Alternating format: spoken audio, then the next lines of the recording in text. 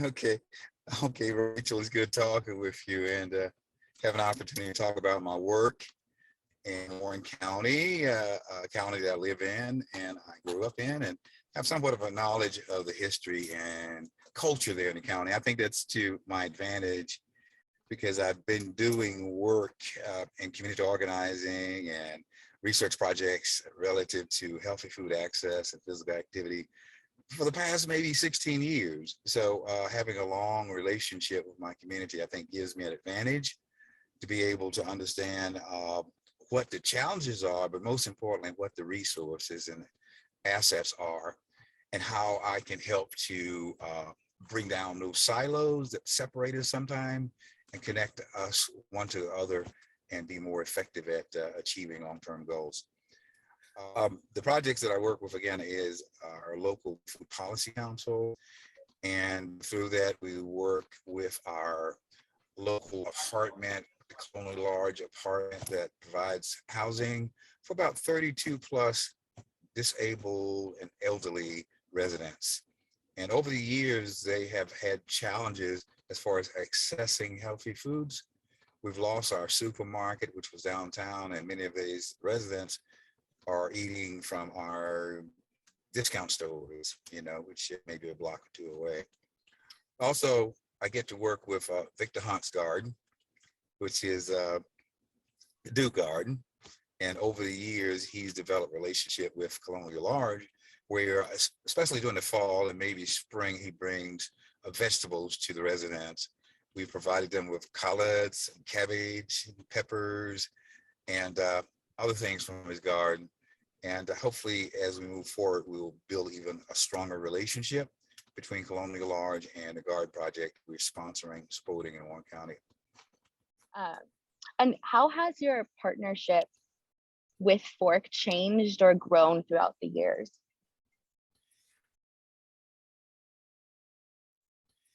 All right, Dr. DeMarco and myself, we started as research partners. I was the community partner, she was academia, and we did work relative to our garden projects, some other projects.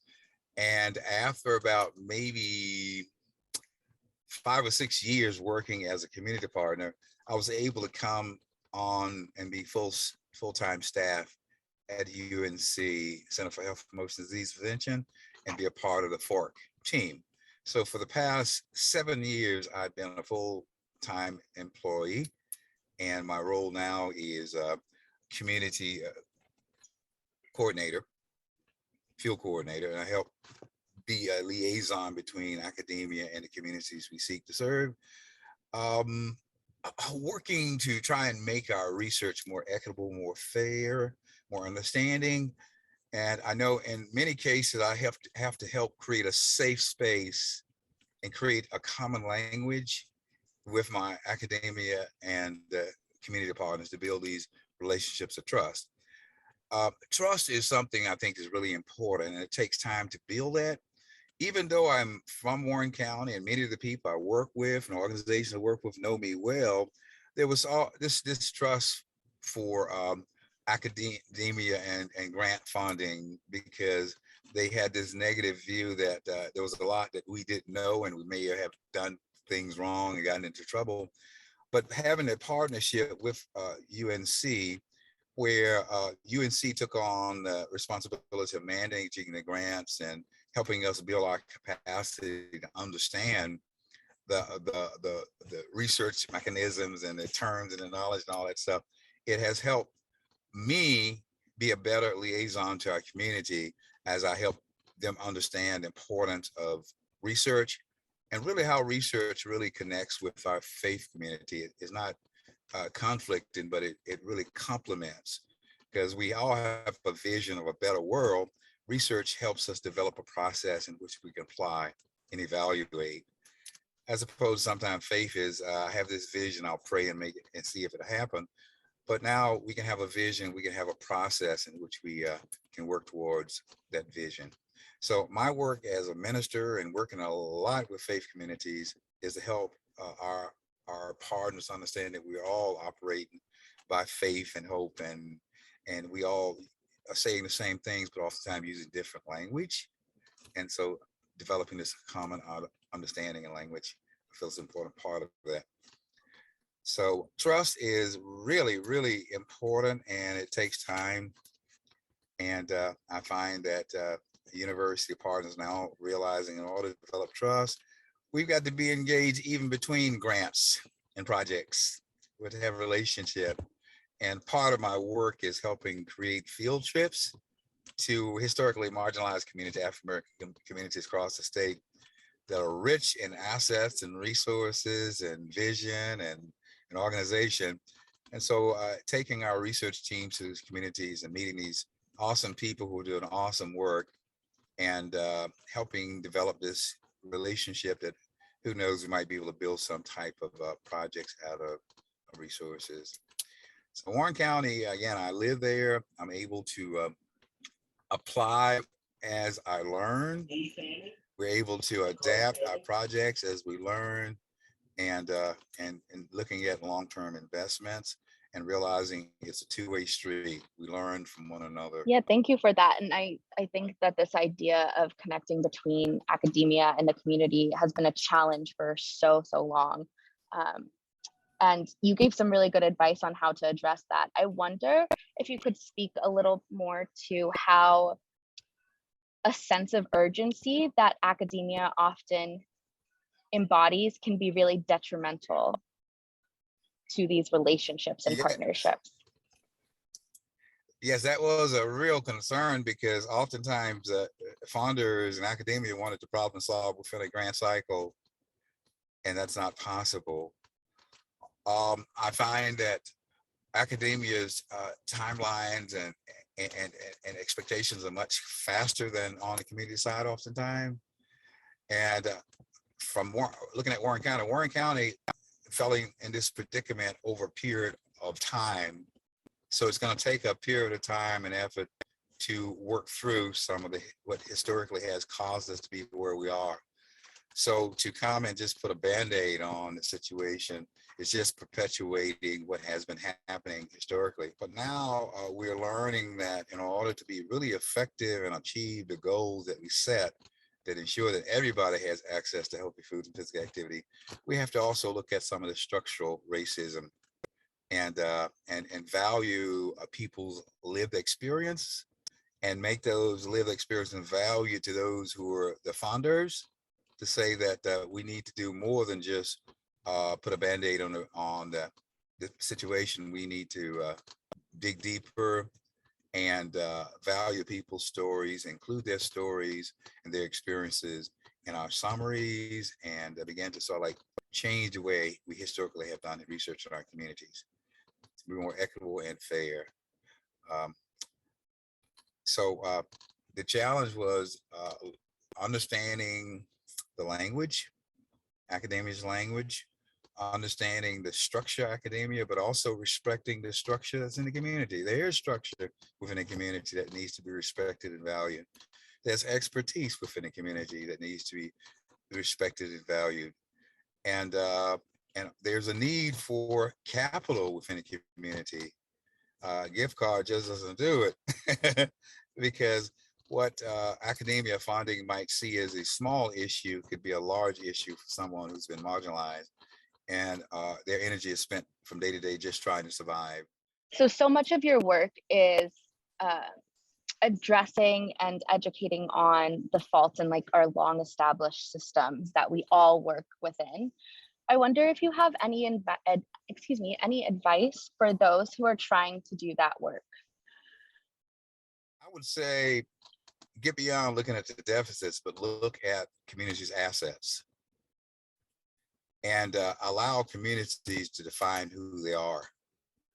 I felt that oftentimes even those who have good intent, who will come and work in our communities, they know us through data and their data and statistics. And so that stereotypes us. And so they come and say, we know you already. And people say, no, you don't know me. I have my own individual story. So I would say, first of all, be aware of your biases. Be aware of your biases. We all have them. And be willing to lay down your opinions and be open to develop individual relationships and understand that not everybody, you can't, not all is not cut in the same cookie cutter, right? So developing individual relationships and being aware of your biases and being willing to go places that you don't necessarily want to go, but you'll need to go. Listen to stories you don't necessarily want to hear, but you need to listen to. And oftentimes being aware is not what people saying, it's what they're not saying.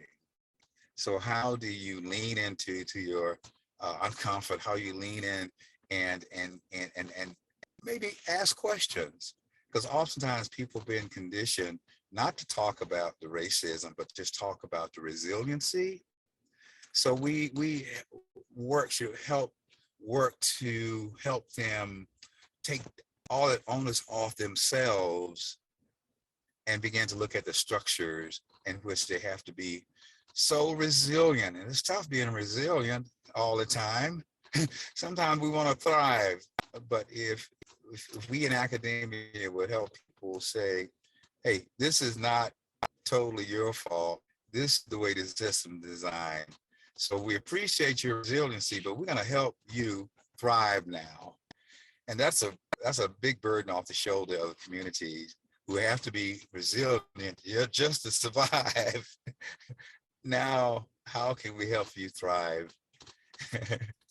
Yeah, I'm so glad you brought that up to the conversation behind valuing resiliency in communities. We put it on this pedestal, but in reality, resiliency is the same as survival. Like it's not like thriving, like you said. And when you're in survival mode, you can't thrive. Mm-hmm. If my resilience is trying to hold this bridge up on my shoulder the whole time, I'm being resilient, holding the bridge up. Maybe somebody else go, but when do I get a break? Right. You know what I mean? When is somebody coming along and fix the bridge so I can go on with my life and maybe go across the bridge? So resiliency means that you're avoiding the total destruction, but you can't go no place, right? Mm-hmm. So I think so we in academia have to really look at what we're saying. It might sound good, but it just sounds good to us and make us feel better. But the community sometimes challenges us, and we shouldn't get defensive. We should understand that they are the ones with the lived experience and let them define what the resilient, when they say resilient, means to them. And sometimes it's not a happy thing. It's just, I'm just getting up every day and trying to make it. Now I want to be able to flourish and to thrive.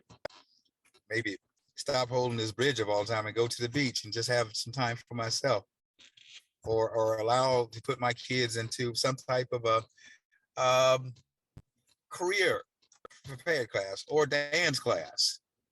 No, but now my resiliency is trying to keep food on the table and keep my youth safe from crime in the street. So yeah, resiliency sounds good, but it doesn't lessen the burden.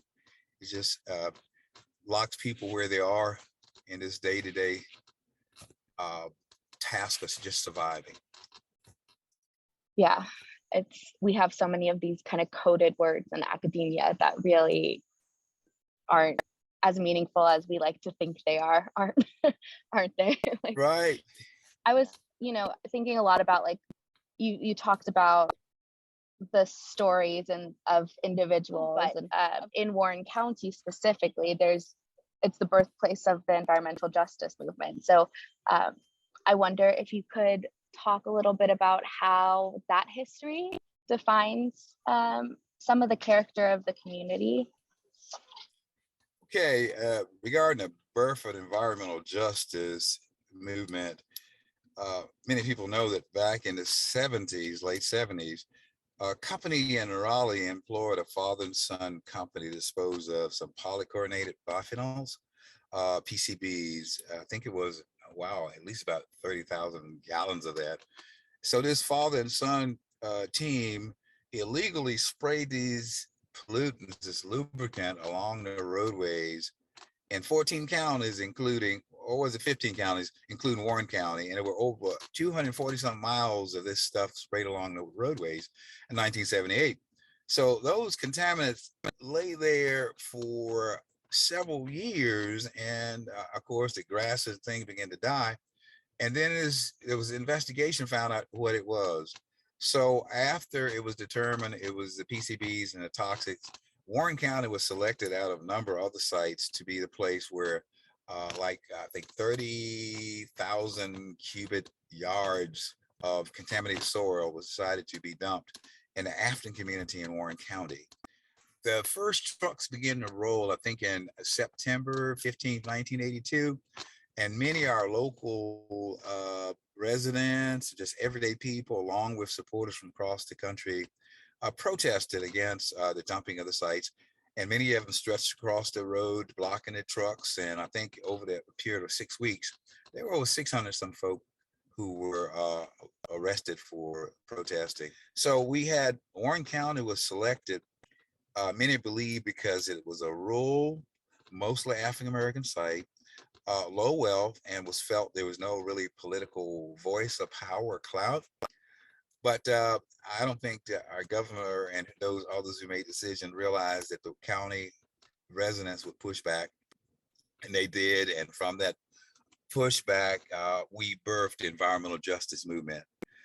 And it said that historically, Black people weren't totally involved in environmental issues. It was more social justice. But I beg the difference because we are always have been environmentalists, many not by choice, but we had to live close to the land. We had to take care, be good stewards of the land. And so that's part of my work, is to show all of us that we're all environmentalists. We're all stewards of our creation, and our choices impact our natural resources, our environment, of what we do or what we don't do.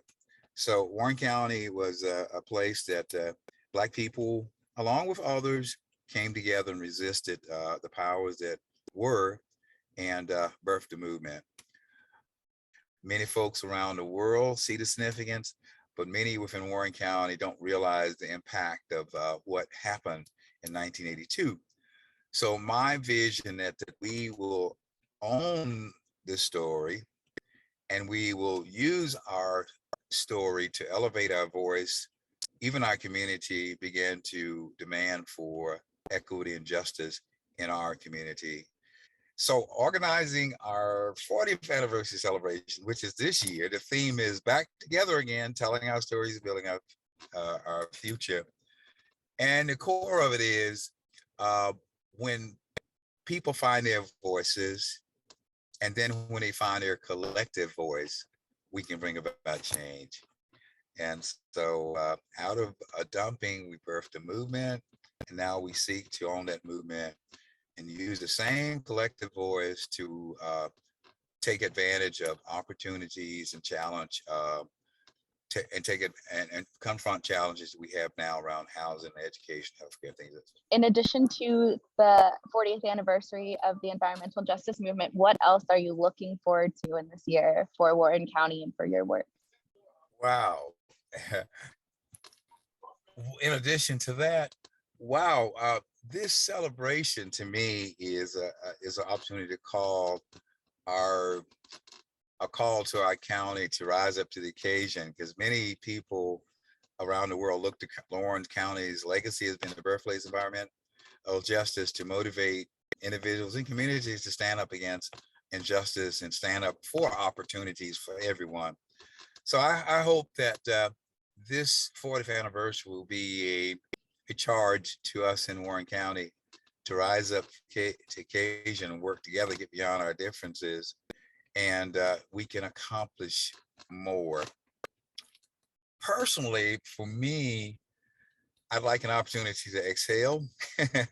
I feel like this year is like a completion or accomplishment of a lot of things that were set in motion years ago, and a lot of things that I initiated, but now there's so many other folk who are contacting me and want to be a part of organizing this celebration. but most importantly, want to be on the other side of the celebration as we begin to organize to have a voice for justice and be connected with not just Warren County, but others with like-mindedness and like will across the state and around the globe, especially when it comes to climate change and how it affects those already at a disadvantage, and also for just human rights, social justice, environmental justice.